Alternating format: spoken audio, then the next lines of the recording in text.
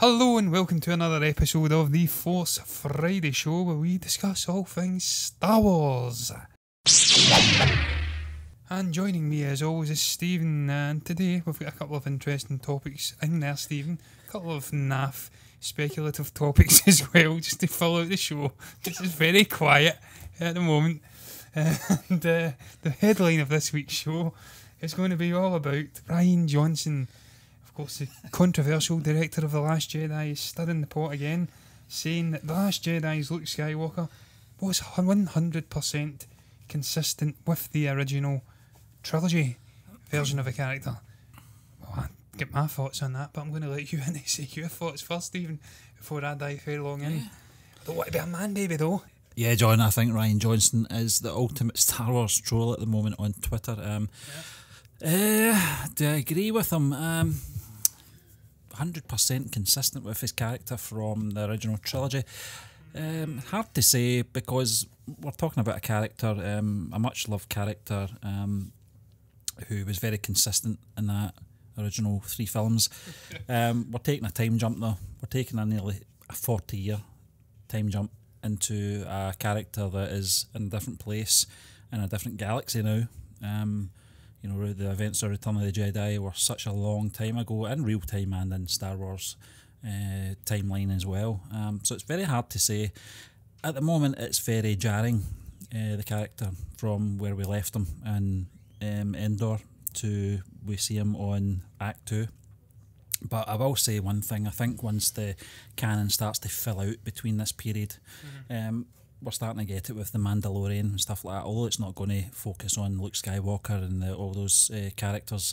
The world that we, or the galaxy that we're used to seeing in those original, movies, has moved on and developed into different cultures, etc., different politics, different people in the politics and stuff like that.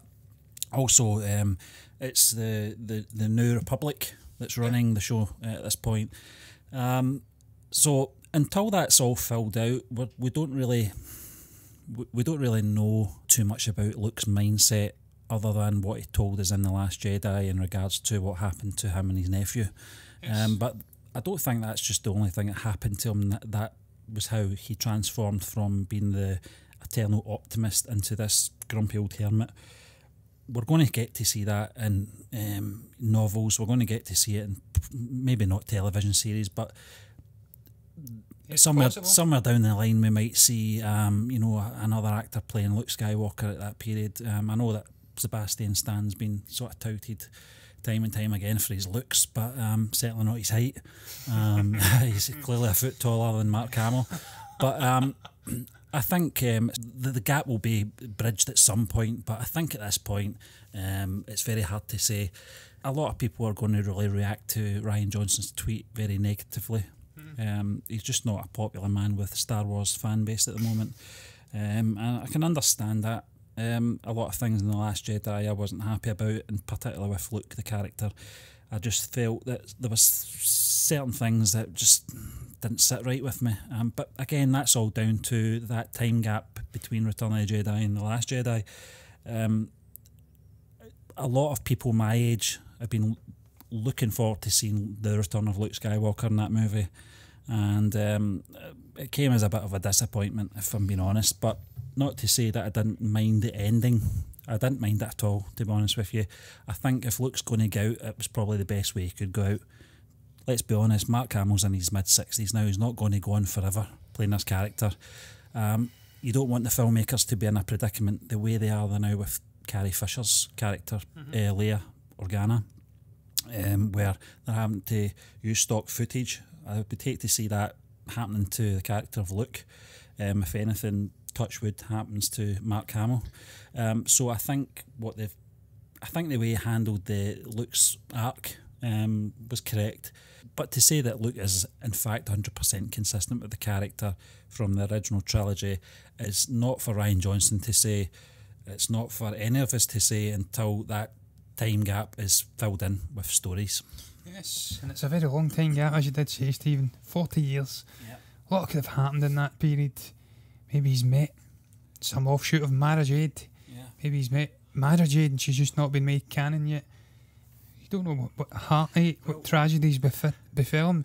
You don't know where he's had children, they've maybe died, they've been murdered, if something happened to you, because it's not filled in. To put it this way, John, you look at the likes of, someone like John Lennon, to compare him, the John Lennon of the Quarrymen, to John Lennon who released Double Fantasy, you're talking about a 30-year gap there, 25, 30-year gap, a different person in a different place in a different world. Yes. So I totally get that. Yeah, and listen, it was probably like a 20, as you did say, year gap, but it's equivalent to a 30, 40 year gap in the journey that man went through, in terms of the drugs and what that did to him, the experiences it opened up. So, yeah, I mean, is that, no, John Lennon. Look, may have dabbled in some drugs. Maybe that's why he became so disgruntled. Must have been that soup Yoda gave him. Yeah, that soup really screwed him up, that lamb soup or stew. I'd always wanted to try that stew. I think there's a recipe kicking about. I may need to make it, because I do like a bit of lamb, as you do know, Stephen Cliftico. Can't remember how you even say the bloody name. I love it that much. But that Greek lamb dish, fantastic. But I digress. Look, do I think he's 100% consistent with the character we've seen in the original trilogy? I have to say I disagree with Ryan. I don't think he is 100% consistent with the character we've seen. And there's reasons for that. As you did say, the time gap. We don't know what's happened in his life. We don't know what events have shaped his mindset and who he is as a person. As when we see him in the Last Jedi, a lot could have happened. It's a big time period. I'm sure it will get filled in the ensuing years through comics, novels, and hopefully films, and maybe even a TV show. I'd like to see it all, because I love Luke. He's my favourite Star Wars character. Sadly, Mark Hamill is too old now to really go back and play Luke as a 30 or 40 year old man, because I believe in the original trilogy he was in his early to mid 20s.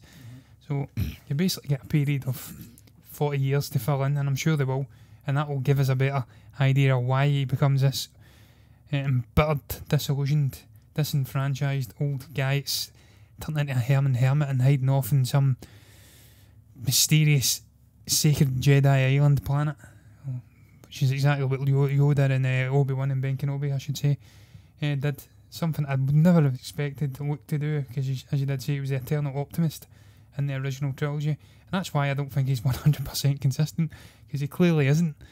Luke, I mean, he's saying here, not the way he's described in marketing blurбs, but he's actual, based on his words and actions, character. Well, that doesn't really jive at all, Ryan, with reality for me. How is his actual words and actions in The Last Jedi even remotely consistent with that of the Luke we've seen in the original trilogy? He says at one point, even though a lot of it was skewed through Kylo Ren's perspective of telling what happened in that hut during the Jedi Temple destruction moment, even though a lot of it's skewed through his view, he clearly states that there was a moment where he pondered igniting his lightsaber and potentially using it against his nephew. That is not even remotely even in the same ballpark as the Luke we've seen in the original trilogy, who thought there was good in the most evil man, or the second most evil man in the whole galaxy, and his father that was Darth Vader. He could see good in him, he knew he could redeem him, even so much so that he put his own life in the hands of the Emperor to effectively prove his point.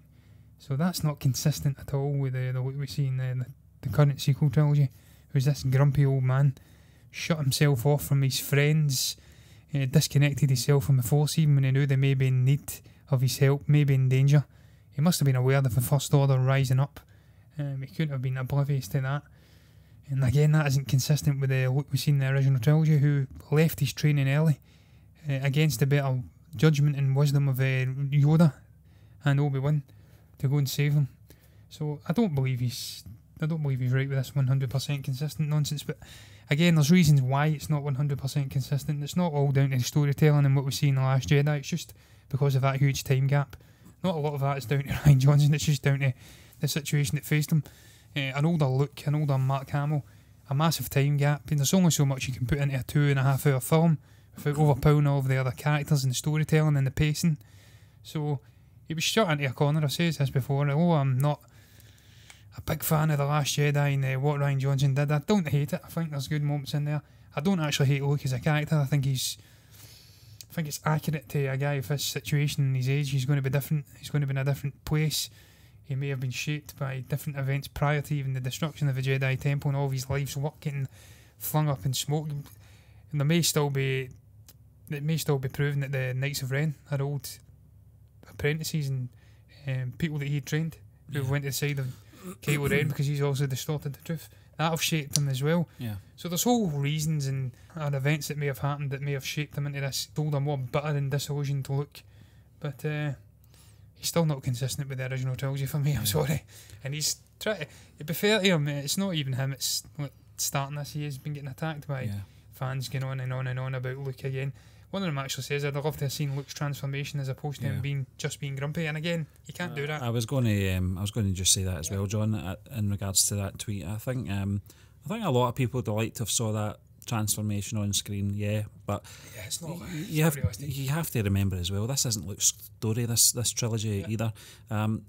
That's why you're getting a lot of these sort of subplots and backstories, that we got in The Last Jedi from the different perspectives, from Luke's perspective and Kylo Ren's perspective in regards to how it all fell apart between, the nephew and the uncle. And I get that. I would like to have I would have loved to have saw that played out in a movie. Yeah, it would have been interesting, but again, Luke Skywalker isn't one of the main characters in this sequel trilogy, whether you like it or not. It's just the way it is. That was stated very early on that the legacy characters, as they called them, were going to be playing second fiddle to the new cast, and John Boyega, Daisy Ridley and Oscar Isaac, and I accepted that very early on. I think back maybe 2014 when the cast was announced. I knew that Mark Hamill, Carrie Fisher and Harrison Ford would be playing bit parts. It's not what I wanted, but that's what you get, and you just got to accept it. Yeah, and the final thing I'll add is, again, I'm kind of repeating myself, but I just thought of it there again. He knew that Leia, and he knew that Han had died. He knew Leia was in peril. Rey's asking him to come back and try and help him, and he doesn't go and help his own sister. Obviously, Force projects himself and helps her in an indirect way after he's persuaded into it by Yoda. But the fact that it took Yoda coming down to slap him, slap sense into him, again, that's not consistent with the look we've seen. He didn't know though. He didn't know anything about Han or Leia though. No, but I mean after he was obviously he switched himself onto the Force, and Chewbacca and Rey also told him that Han had died. He then realises they're in peril. He realises his sister's in peril, and he still doesn't go off to save her. He waits until the last moment. Force projects himself to save the day. That's not consistent with the look we've seen. He risked life and limb to leave Dagobah and go and help his friends, and he's at that time he wasn't aware it was his sister, but he risked his life. So that's not consistent, I'm sorry, it isn't. But we'll move on, Stephen, to the next topic. And this one is all about, it's a rumour, first and foremost, and it's all about Star Wars Episode 9 rumour suggesting Matt Smith may be a young Palpatine. I believe this is coming from some podcast, some anonymous source via the... I can't remember the name of the podcast, but it's coming from some podcast anyway. And it's suggesting that Matt Smith may well be playing a young Sheev Palpatine in the movie. Obviously, we found out in the summer when he was cast that it was going to be a key role that he had. So that again just immediately says to me, is it going to be a key role, and that Palpatine's going to play a key role in this culminative end of the sequel trilogy when he's not popped up in the previous 2 episodes, but he's going to play a key role? How can he possibly be playing a key role and also being Sheev Palpatine? Yeah, it doesn't make sense to me. But as I did say to you, Stephen, there's a number of avenues he can go down. You says it as well. It may be that he is revealed as having some responsibility in the birthing of Rey. I don't know how that would even work, because he was obviously long gone by that point. But obviously it's heavily hinted that he birthed Anakin, so maybe he has some connection with Rey's parentage, and that's maybe how he's got a key role. We're getting back in flashbacks, we're seeing some shots of him, or maybe he's been cloned, Stephen. Maybe we're going down that route. We're going to go into that rabbit hole later on in the show. I wouldn't like to see that. There's a reason that Palpatine is called the Phantom Menace, John. But no, I think it's stretching it a bit far that he should pop up in episode 9. In regards to Matt Smith playing a younger version of him, it could only suggest that it's a flashback in some form or another. I don't know if that's going to take us right out of the storyline. It's too jarring, you know. It also takes away the impact of the prequel trilogy and the original trilogy as well with that character, because we saw his rise from early on in the Phantom Menace right through to Revenge of the Sith, and then that character carried forward into the original trilogy as we know it, and saw his demise at the end of Return of the Jedi. You can't take that away from Vader either, or Anakin at that point, because that's when he became Anakin Skywalker again, when he saved Luke on the second Death Star. You're taking that moment away from that character if you do this, if he's coming back in some form or another.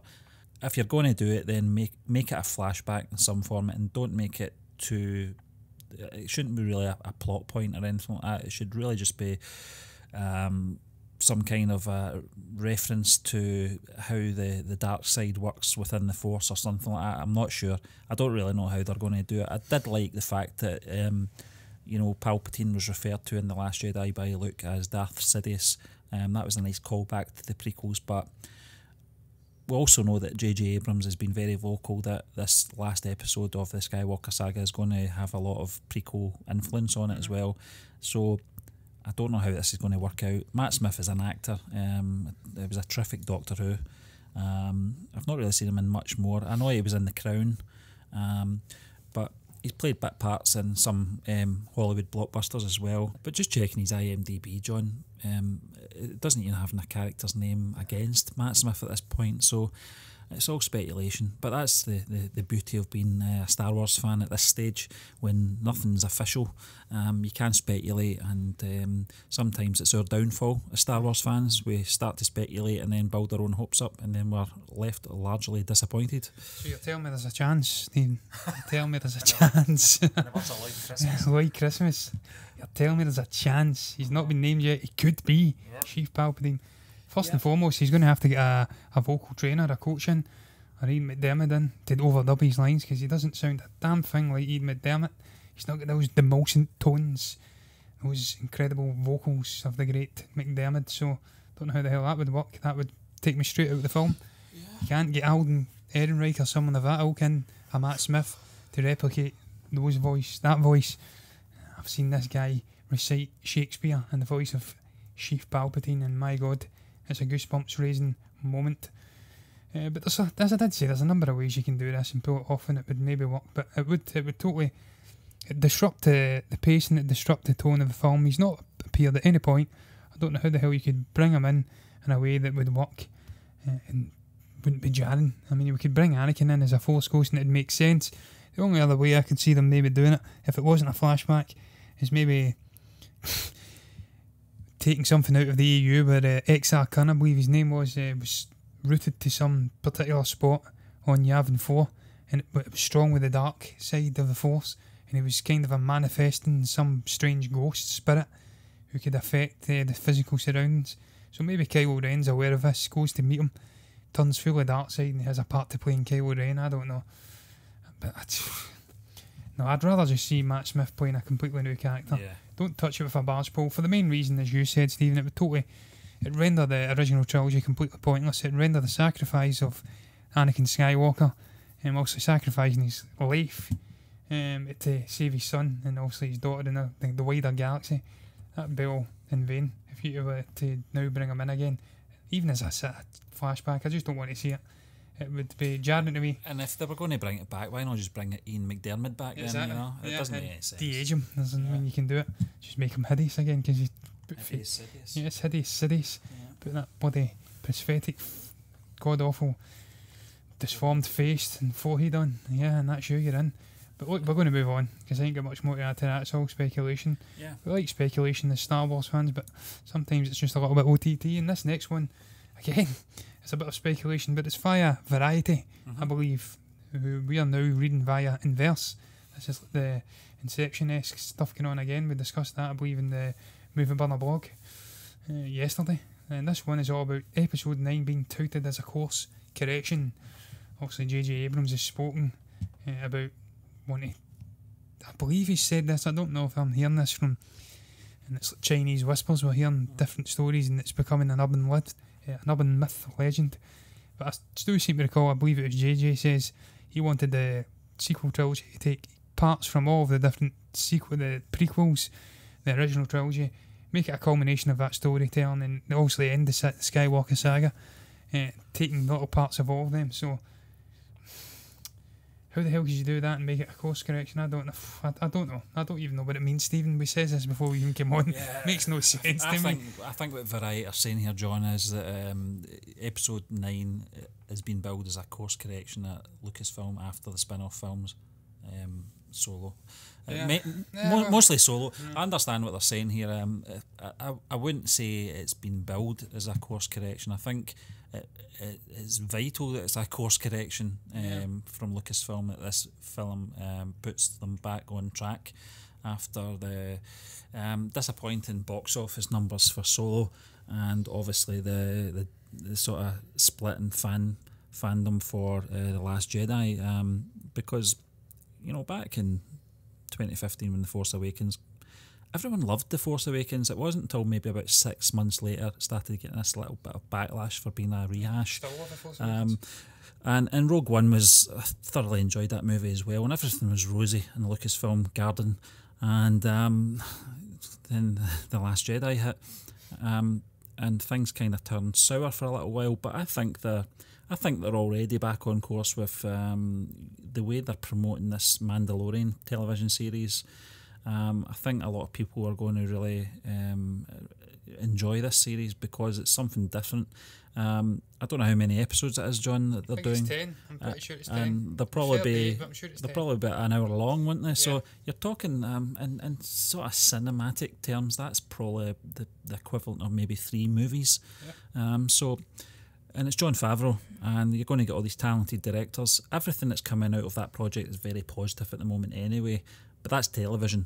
We've already seen, the Clone Wars is going to get some episodes to conclude those storylines as well from Dave Filoni, and we've already got the Resistance animated series as well, which is kind of gone down okay, I think. I don't think a lot of people, there's not much negativity in regards to that television series, or that animated series I should say, but I think that in movie terms, yes, Episode 9 must perform for Lucasfilm. If it doesn't, they can't afford to have another backlash like Episode 8. It would be an absolute disaster, but disaster for the franchise as a whole, because this is the concluding part. As you said, J.J. Abrams is bringing this all together now. It's all going to marry up with the prequel trilogy, the original trilogy, and this current trilogy. It's all going to blend into the one saga, the Skywalker saga as they call it, and we're going to have a conclusion.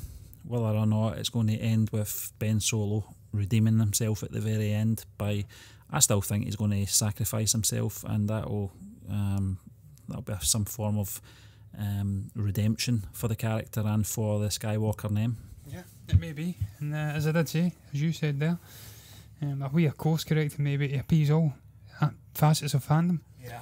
You've got the prequels who love all that, who may be angered that it's completely given the cold shoulder and ignored in a large extent of this new trilogy.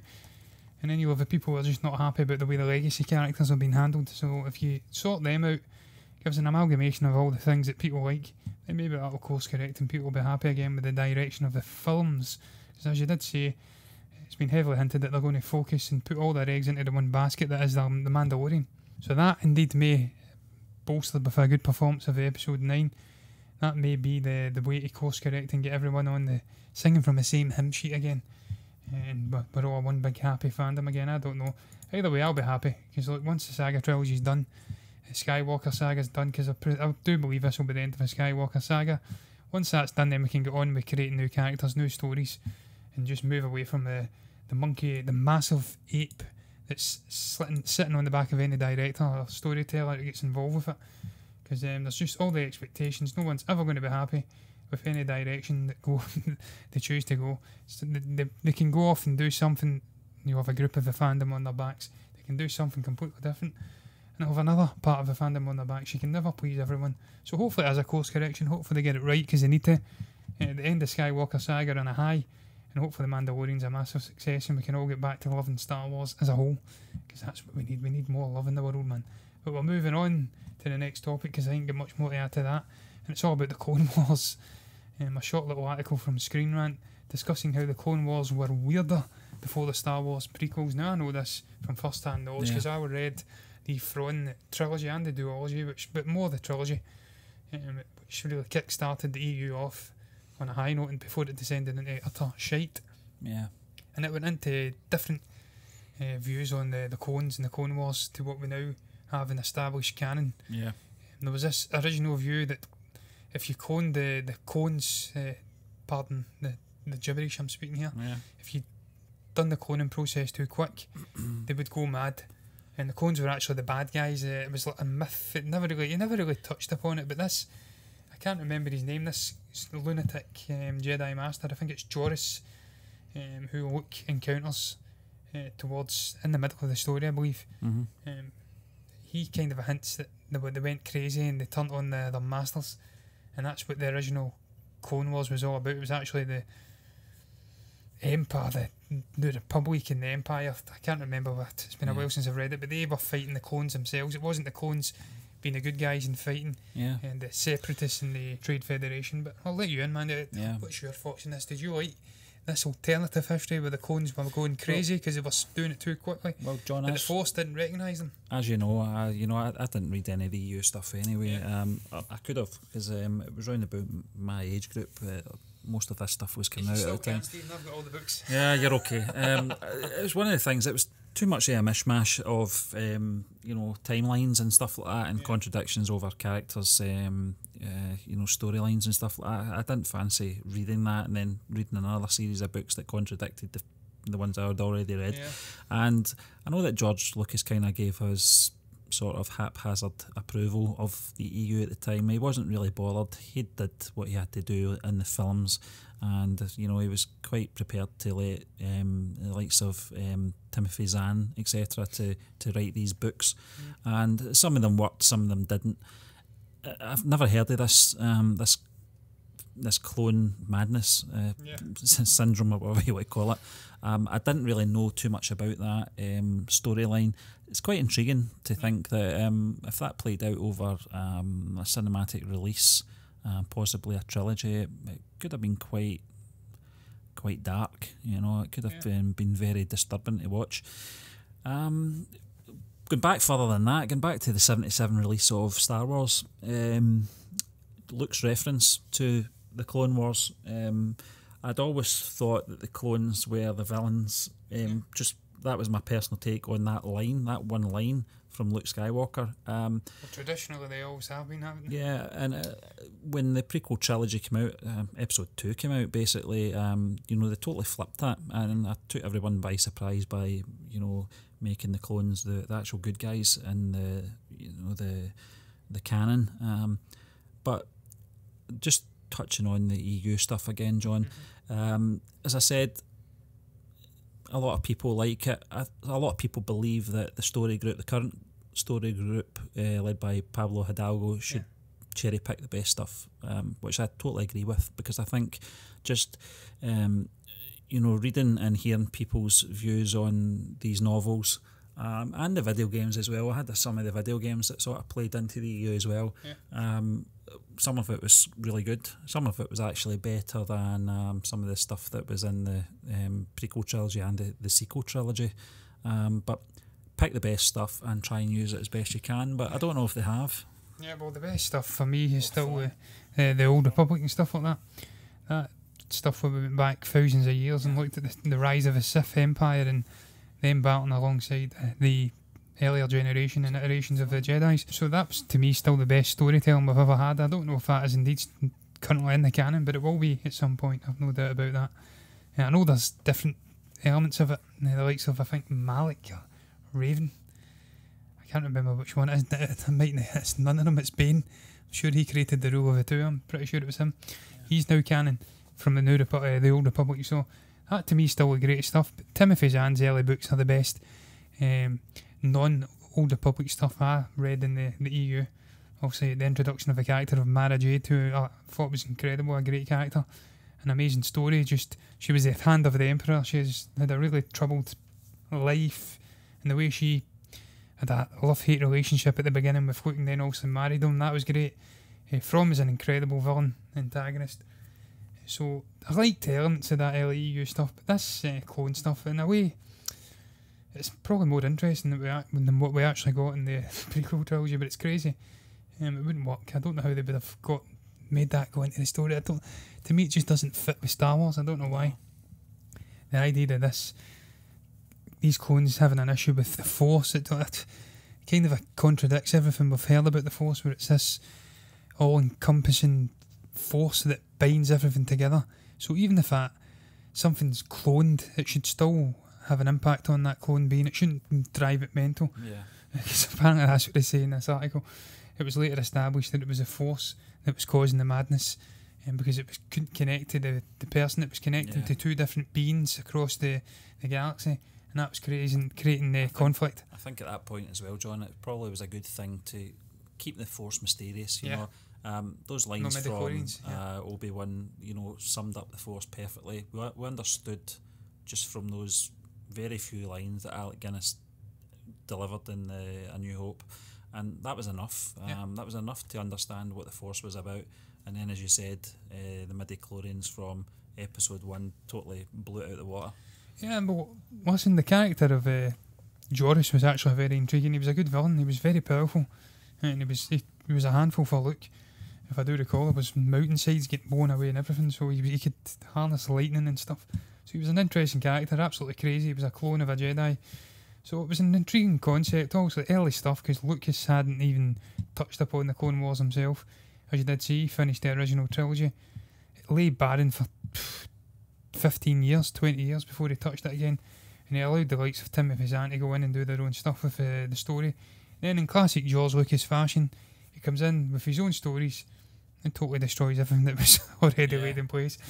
And again, that is just one of the main reasons why the EU would never have been able to be carried over to the Disney stories, because it was just a mismatch of contradictions and just a lot of utter shite in the main. I'm not going to mince my words, utter shite. And I'm going to move on that note to the next topic, because I ain't get anything more to add to that. And it's all about The Last Jedi again. We're heavily talking about The Last Jedi and Rian Johnson and whatnot, but this is an interesting article from Screen Rant discussing why the trailers may have created much of the backlash we've seen in The Last Jedi. The reason being just around about the mystery box that's sprung up in this sequel trilogy in the Disney era. Also, JJ kickstarted it all off. He's a man that loves his mysteries. He doesn't like to leak anything of a story. But just to hint at all the issues this type of promotion does and the damage it does. Because you're blanking out a lot of stuff that you could just maybe just put out there. Give us a semi-idea of what's going on in the story, then you're not having all of this discontent and issues with theories not working. So, I don't know, man. I mean, I don't think people would have been happy with this film regardless of how it was presented in the promotions and the trailers, because it was all about the handling of legacy characters like Leia, the Mary Poppins scene. People hate it. I actually don't mind it. And just the handling of Luke, no one was ever going to be happy with the way it was handled. If you had him wielding lightsabers and cartwheeling like Yoda did in the prequels, people would have been upset. And then also we see this older and embittered guy that no one recognises, and some people don't, and they're not happy either. So I don't know. It's an interesting article. It's very intriguing. Just on the trailers and the marketing, John, for The Last Jedi, I've got to disagree with the article in regards to misleading the audience. I actually, the trailers missold the movie. That's what it actually says in the article. I don't think it did actually. One thing, Luke, Stephen? I thought his portrayal in the trailers was very true to the Jedi must end. Exactly, and there's that bit as well, where the ground cracked as well, and I think he said something about, I've only seen this raw power before. That line was actually cut out of the trailer because they didn't want to reveal who he was talking about. But I thought the trailers didn't really missell the movie in any fashion at all. I think the trailers really tied in well with the story. Didn't reveal too much. One thing I will say is, though, I think the trailers were very underwhelming. I was very disappointed the way that I think that first trailer, the first sort of thing we got from episode 8 was that one that came out in the January after Rogue One. It was. Was it the one with Kylo? No, tell a lie. Sorry, it was 2016, January 2016. It was the one just picking up from where we left off, where Luke is standing on that cliff edge with Rey holding out the lightsaber. That was it. It was, and I think Rian Johnson said something like, this is the start of episode 8, and they get a round of applause for it. And that was it. There's not much in that trailer, but the first proper trailer came out was the one where the first word spoke by Luke Skywalker in 40 years was the word breathe. And I felt that was a bit of a missed opportunity to possibly have Luke Skywalker speak at the very end of that trailer, very much similar to the way they brought Han and Chewie in at the very end of that trailer, because he didn't have a word to say in The Force Awakens, as we know. And then to get right into that trailer with that first word, and the first person to speak in the trailer being Luke, was a bit of an anticlimax. The trailer was okay. It was I don't know. I don't think it was on par with the Force Awakens trailers. I thought they were really well done. I think the nostalgia was all there. These ones were moving on very quickly. We're not getting any time for nostalgia. We're moving on to really see where Rey is now. It was all heavily focused on the Rey character, those trailers, and how far she'd came in a matter of minutes, because as we know, The Last Jedi follows on only hours after The Force Awakens, and it was really just sort of heavily based on that one character, which annoyed me a bit. Yeah. Do you think mystery is hurting Star Wars though? Because they're going to say that in the end. I don't think it is, because when you look back at Star Wars, it's always been mysterious. You had that classic twist with the I am your father. That's been something that's been synonymous with Star Wars for 30, 40 years now. Even the secrecy surrounding titles and the behind the scenes stuff. It's something that's been synonymous, so I don't think it's hurting it at all. I really don't. This is something you can go back to 1980, John, with the reveal of Vader being Luke's father. It's just part and parcel, not just of Star Wars now, but you're seeing it in Marvel films, especially in the Avengers films, where everything's so tight-lipped, where it's just, I prefer it that way. I think it's great getting into a cinema not knowing. Unfortunately, we live in a world of social media and the internet, and we unfortunately did pick up some spoilers from The Last Jedi, which we were hoping weren't true. They became true, but it took away a bit of the impact and the surprise to the story as well. Unfortunately, you have to live in a cave for a couple of months if you want to avoid any spoilers. You do your best, but I don't think it does the franchise any harm having some mystery surrounding it. No. It's always nice to see. That Vader scene in Rogue One. None of us knew that was coming. Yeah. You remember we were all sitting there in the theatre, John, and when that part came on, it was just. I just remember the hairs in the back of my neck standing up just as Vader was revealed at the very end, because I didn't think it was going to have a large part to play in it. It didn't, but that's the scene they all talk about when you talk about Rogue One. Yeah. And the same with Luke's reveal at the end of The Force Awakens as well. It was just that build up to it. We didn't know when he was going to appear and if he was going to appear. He never appeared in any of the trailers, so it was heavily hinting that possibly Mark Hamill was not going to appear in Episode 7. And then when he did finally show up, that was very tight-lipped as well. I like these kind of things. I like not knowing too much about the storyline. I love to see a cameo in there as well. Maybe a character from the past. We saw it with Bail Organa. And Yoda as well. In Rogue One, and as you said, Yoda in The Last Jedi. It's great. It just adds to the event of the movie, especially Star Wars films, because they are events. Yeah. The final thing I'll add is that the only thing I could maybe see that was missold in the trailers or completely ignored, and I think it was deliberate, was also the character of Rose. She wasn't in any trailer at all, and the whole Canto Bite stuff. Canto Bite stuff wasn't in the trailer, so that was tonally completely different to anything in the entire film, and it was a whole side joint that could have been cut out of the film, and I felt them totally ignoring that and not giving us even a hint that they were going to be doing that. Was a bit of a mistake. But the final thing I will add is that it doesn't matter whether you get mystery, it doesn't matter whether you promote a film a certain way or another way. The biggest problem with Star Wars and what's hurting Star Wars is fans' expectations and their theories not becoming true. If their exact theory and what they've envisaged for the story over the 2-year gap between one saga film and the other isn't exactly what is played out on the film or on the theatre, on the screen, then they'll never be happy, because they're just they get it built up in their head. This is what's going to happen, this is what needs to happen. And then if a filmmaker or a writer has a completely different creative vision, then it's the end of the world and the toys getting booted miles out of the pram. So I don't think it's anything to do with promotion, mis-selling trailers, mystery boxes. Again, it's just down to expectations not being met by fans who just live and breathe Star Wars and everything. I mean, it's okay to have speculation, it's okay to have theories, but you need to understand at the end of the day, it's just a theory amongst a whole host of things that could happen. So, I think it's Codwash, but it's a good article nonetheless. And that brings us to the end of this week's episode of the Force Friday show. We'd just like to thank you for listening to us once again, and we will be back next Tuesday with a box office chat.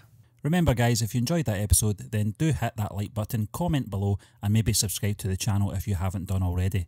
If you want to follow us on social media for all the latest updates from Movie Burner Entertainment, then we can be found on Twitter and Facebook at Movie Burners. You can also listen to us on Google Play and iTunes at the Movie Burner Podcast. And last but not least, if you want to access all the latest written reviews and the occasional article, then that can be found on our website at movieburnerentertainment.org. Until the next time, goodbye.